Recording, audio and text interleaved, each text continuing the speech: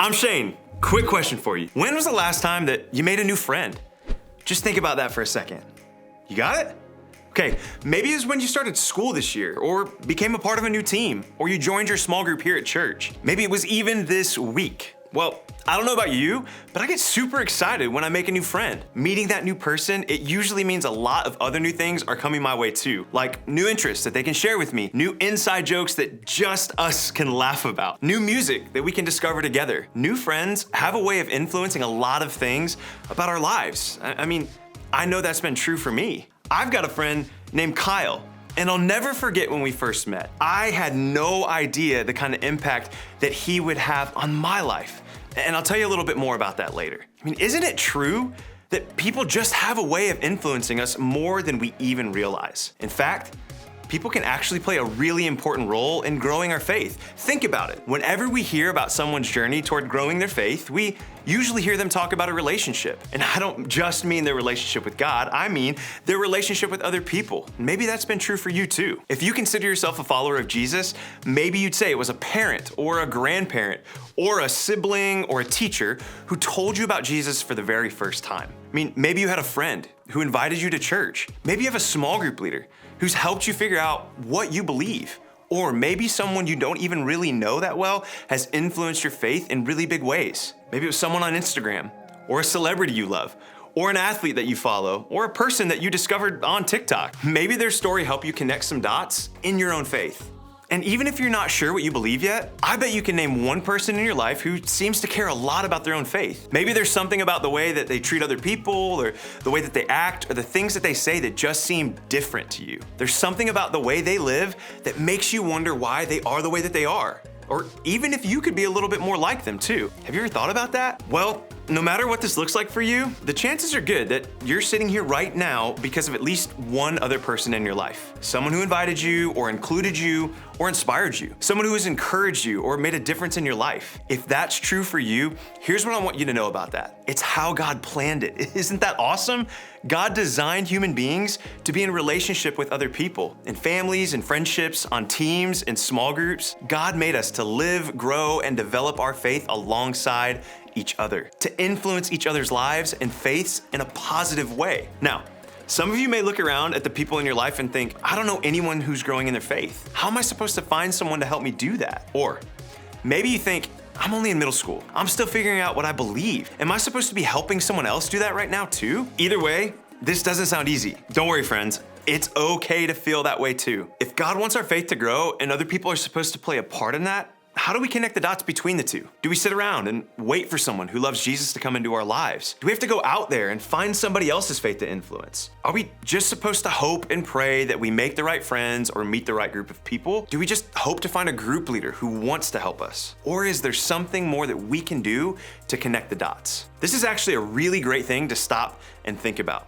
Because whether you realize it or not, you have a choice about who you let influence your life. And just like the right people can move your faith in a positive direction, the wrong people can move your faith in a negative direction. In other words, the relationships in your life are powerful. And if God made relationships as something that can grow our faith, we want to be careful about the ones that are influencing what we believe. Today, we're gonna look at some wisdom from a man named Solomon. Why do we care what he said about all this? Well, for a couple of reasons. First, Solomon was a king, which is pretty cool if you ask me.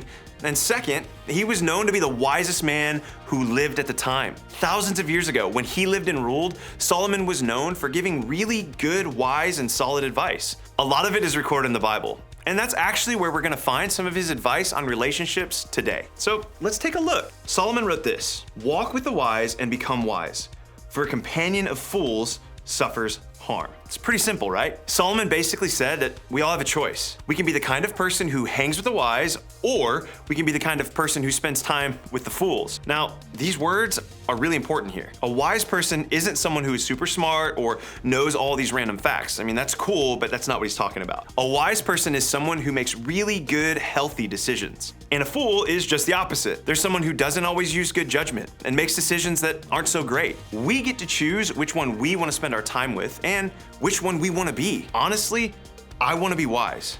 And I think most of you probably do too. So what do we do to become wise? Well, as Solomon put it, we have to walk with the wise. We have to spend time with the people who are making good, healthy choices. We have to spend time with the kind of people who will help make us better. Because if we don't, well, then we risk letting our lives be influenced by fools. This whole thing meant so much to Solomon that he actually put it another way later on in Proverbs. He says, as iron sharpens iron, so a friend sharpens a friend. Solomon was painting a picture that back then would have made a lot of sense. There were people in his culture who spent a lot of time working with metals like iron, and often they'd use iron against iron to sharpen it, to form it into what they were making it to be. Let me show you what I mean. I love to cook. Okay, who am I kidding? I really love to eat. And one of the most important tools in a cook's kitchen is a good, sharp knife. And the best way to sharpen a metal blade is actually against something else that's metal. And don't try this at home, it's dangerous. In fact, I'm not even sure I should be doing it. This is a little scary, so I'm just gonna set it here. But here's the deal. The reason this works, well, like Solomon told us, metal sharpens metal, or iron sharpens iron. And the same is true with relationships. In the same way, a wise person in your life can help you grow into the person that you were made to be. The right person can encourage you, influence you, support you, and challenge you as you grow in your faith. See, if we want to connect the dots to help grow our relationship with God, then we need the help of people around us to do it. People can grow your faith. God created us to be in relationship with other people, to have family members and friends and teammates and coaches and small group leaders to help us grow in our faith and develop a deeper relationship with God, to influence us to keep learning, keep growing, and keep connecting the dots in a way that will lead to a stronger faith. Remember, I told you about Kyle a little bit earlier? Well, he was that person for me. And you know how he did it? In the most important times in my life, he showed up. He walked through life with me. He was just there to be a great friend and to remind me that God was with me too.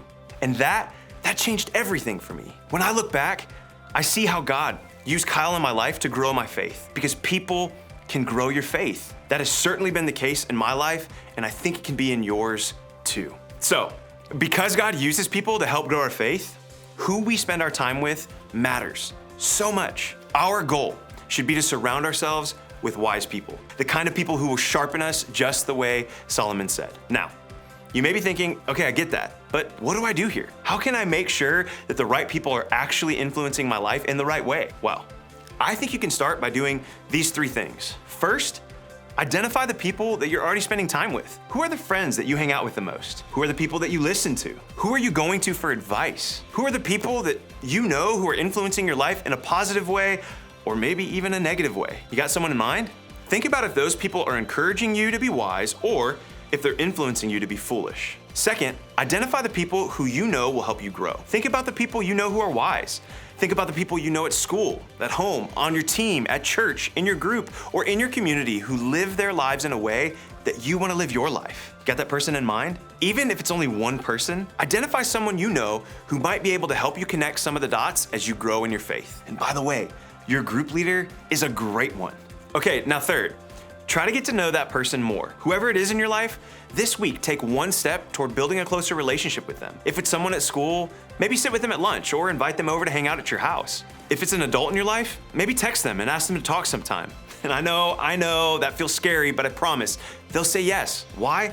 Because chances are someone in their life once said yes to them. They know how important it is to walk with the wise, and they want to help you do the same in your own life. Now, maybe you're wondering if this means that you can't be friends with someone if they get into trouble a lot or believe different things than you do. Well, let me just be clear. That's not what it means.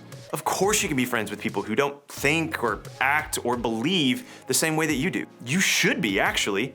Maybe they need a friend like you in their life who can help them grow. Or maybe there are great things about who they are that can positively influence your life in other ways. Having friends and people in your life who are different from you can be a really, really great thing. But we need to remember to have strong relationships with people who are wise, who can help us grow in our faith too. God wants your faith to grow. So don't forget to have people in your life who want your faith to grow as well. Remember, people can grow your faith because we all need a little encouragement to connect the dots and grow deeper in our relationship with God. Whether it's a big decision or a painful mess, you want to know that there are people you can send a text message or a DM to, and they're there for you. The good news is, you have a group here at church who can be those people for you. And of course, your group leader is there to be a wise person that you might need in your corner as you explore this whole faith thing together. They care about you so much. So, I hope you'll start sharing with them this week.